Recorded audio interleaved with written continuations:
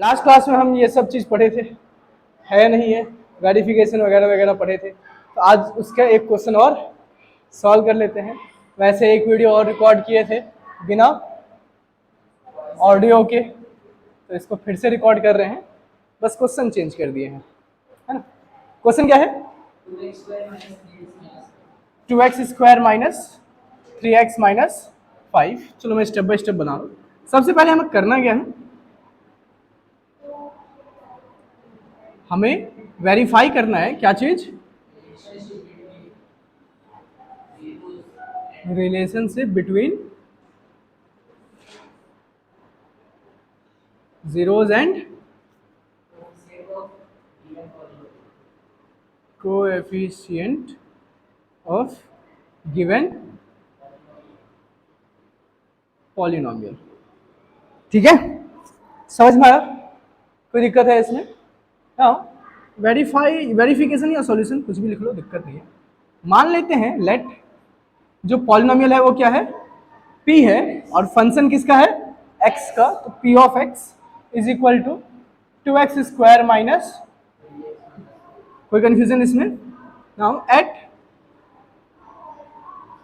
zeros of px, p of x is equal to hence 2x² minus 3x minus 5 is equal to 0। कोई दिक्कत है इसमें? अच्छा, मैं इसको इक्वेशन नंबर 1 लिख लेता हूं ताकि मैं यहां लिख सकूं कि ये स्टेप आया कहां से हमारा, फ्रॉम इक्वेशन नंबर 1। कोई कंफ्यूजन है इसमें? और फैक्टराइजेशन तो आप लोगों के लिए बहुत इजी होगा, ऑलरेडी इसका मैं एक सेपरेट क्लास ले चुका हूं। तो क्या हो जाएगा, 2x² minus 5x plus 2x minus 5 is equal to 0। तो इन दोनों में से क्या कॉमन आ जाएगा, क्या बचेगा, प्लस क्या कॉमन आएगा, 1 कॉमन, क्या बच जाएगा, 2x माइनस, फास्ट तो नहीं हो रहा है, समझ में आ रहा है ना, मतलब ऑलरेडी एक्सप्लेन कर चुका हूं तो कोई टेंशन। तो फिर फैक्टरिंग से 2x minus 5 and 2x minus 5 common, inverse of distributive property भी बोल सकते हो, x plus 1 is equal to 0। अब आइदर और कंडीशन लगाएंगे क्योंकि दोनों का प्रोडक्ट क्या है, या तो ये 0 या तो, मतलब आइदर 2x माइनस 5 इज 0 और x plus 1 is 0.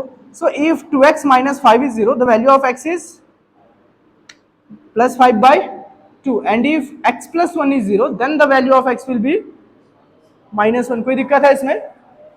दिक्कत है क्या? तो हम क्या लिख सकते हैं, hence roots of p of x is first alpha is equal to beta भाई, एंड बेटा नहीं बोलना है, बीटा माइनस 1। ठीक है, आ रहा है समझ में?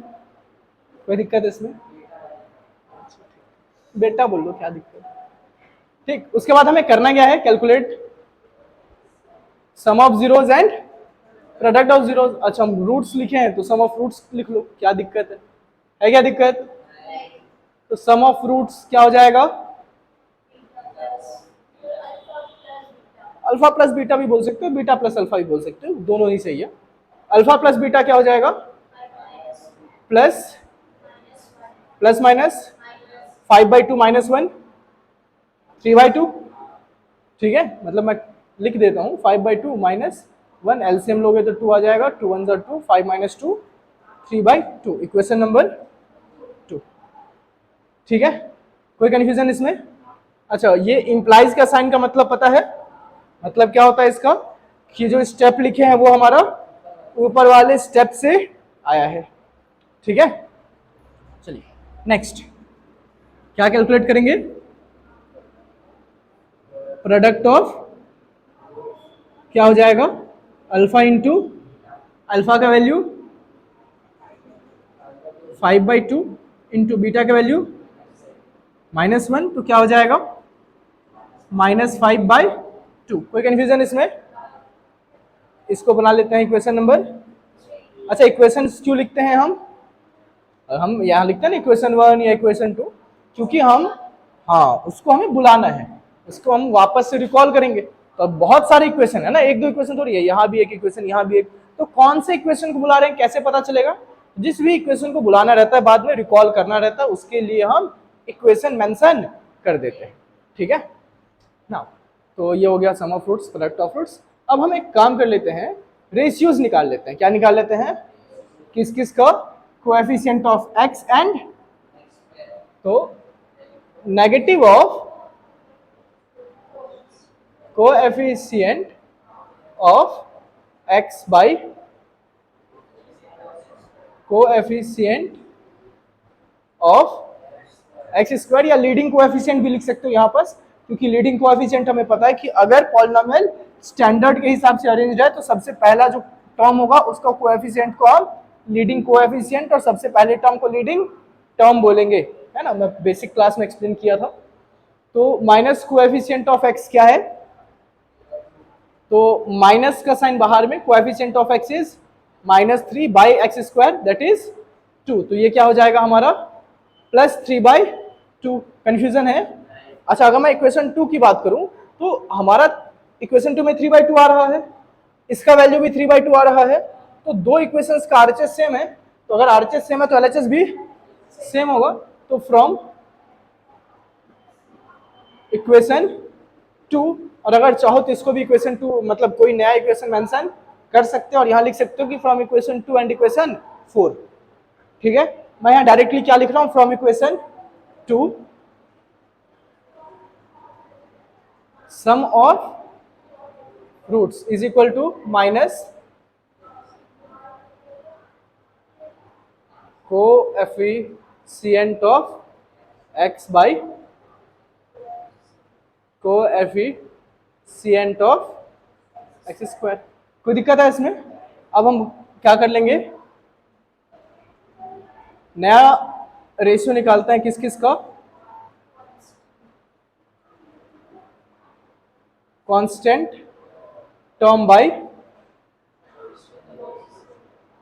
Coefficient of x square. एक सेकेंड होल्ड करो।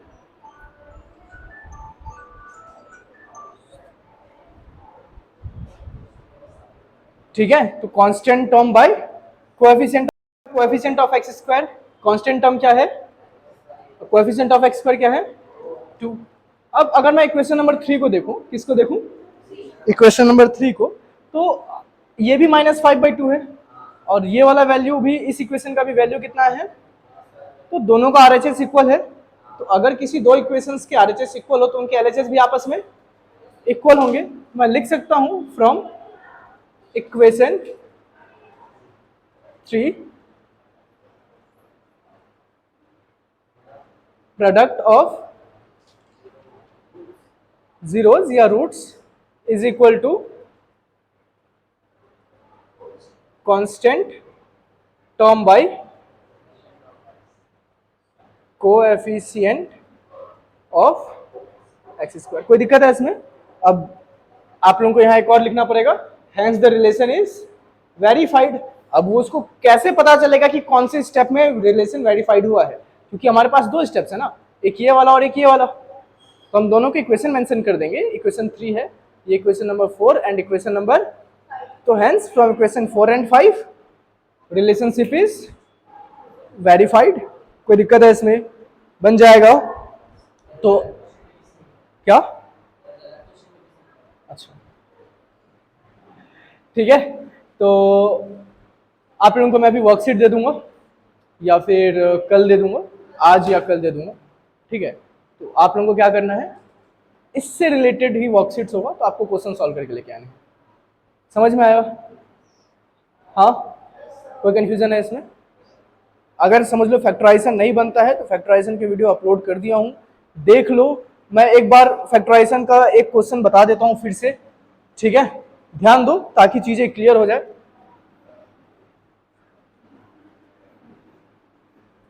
क्योंकि इस टाइप के क्वेश्चन में फैक्टराइजेशन नहीं बनेगा तो कुछ भी नहीं बनेगा।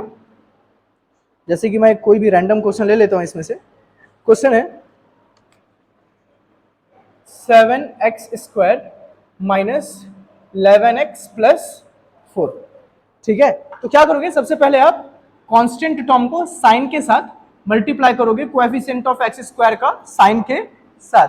तो +7 इंटू +4 कितना हो जाएगा, +28। किस किस के टेबल में आता है, 1 के टेबल में आता है 28 टाइम्स में, 2 के टेबल में आता है 14 टाइम्स में, 4 के टेबल में आता है 7 टाइम्स में, फिर अपोजिट चलता है। ठीक है, अब इसके बाद हम ध्यान देंगे कि जो रिजल्ट आया है इसका साइन क्या है हमारा, पॉजिटिव। तो मल्टीप्लाई करने से पॉजिटिव दो ही केस में आता है, जब दोनों नेगेटिव हो या फिर जब दोनों पॉजिटिव हो। मतलब इसमें या तो जो भी दो टर्म सेलेक्ट होंगे, दोनों के दोनों या तो नेगेटिव होंगे दोनों, या तो पॉजिटिव होंगे। बीच वाला टर्म क्या है, नेगेटिव है। तो हमारे पास मल्टीप्लिकेशन से ऑप्शन है दोनों नेगेटिव का और दोनों, अगर दो टर्म आपस में नेगेटिव हैं तो ऐड करने से रिजल्ट क्या होगा, और दोनों टर्म अगर आप पॉजिटिव हैं तो ऐड करने से रिजल्ट क्या होगा। कोई दिक्कत है इसमें, हमें रिजल्ट कैसा चाहिए, नेगेटिव। तो कौन सा कंडीशन यूज करेंगे, माइनस वाला। तो इसमें जो भी कंडीशन होगा दोनों में कौन सा टर्म क्या आएगा, माइनस आएगा। अब हमें चाहिए 11, तो -1 -28 कितना होगा, -2 -14 कितना होगा, और -4 -7 कितना होगा। कौन सा कंडीशन लेंगे, समझ में आया। तो ये डिटेल्ड एक्सप्लेनेशन है, आप लोगों को इतना, जब आप लोग सॉल्व करोगे तो इतना करते नहीं रहना है, आप लोगों को डायरेक्ट सोचना पड़ेगा। तो प्रैक्टिस इतना करो कि ये सब चीज करने की जरूरत ना पड़े, डायरेक्टली सॉल्व हो सके। समझ में आया। बाकी मैं फैक्टराइजेशन का अलग से वीडियो डाला हूँ, अगर नहीं समझ में आएगा देख लो, देखने के बाद भी समझ में नहीं आएगा नेक्स्ट क्लास में पूछ लेना, मैं फिर से बता दूंगा। ठीक है, तो मैं वर्कशीट कल दे दूंगा इसको। ठीक है, चलिए मिलते हैं।